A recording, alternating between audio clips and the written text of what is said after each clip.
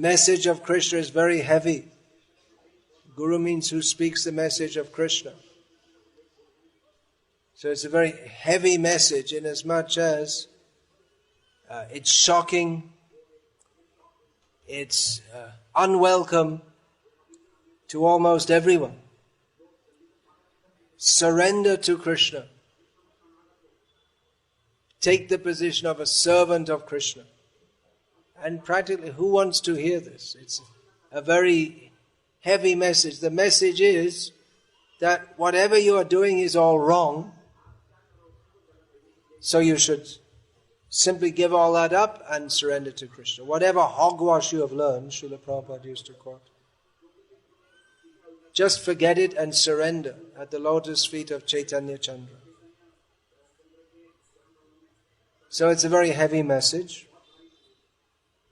Those who accept a guru, they receive that message. The message is placed in their heart. The guru transmits knowledge, Krishna and Krishna consciousness,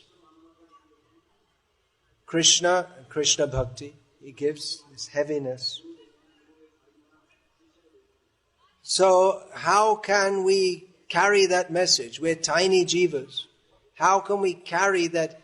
What the Guru has to give, it's nothing light, it's very heavy. So how can we carry that? How can we be strong enough to carry that message? I had some idea about this when Gokul Chandra was showing me the pillars for the temple in Salem, that one pillar has to carry so much weight, much more weight than the pillar itself.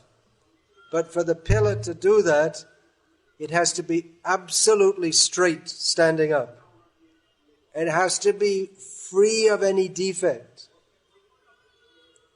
It has to be strong. If you just bring some cheap stone with all cracks in it, it can't hold the weight.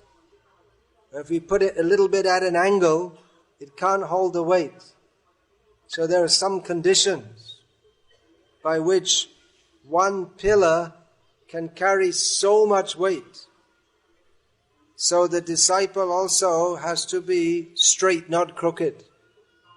And has to be of superior quality, without any cracks.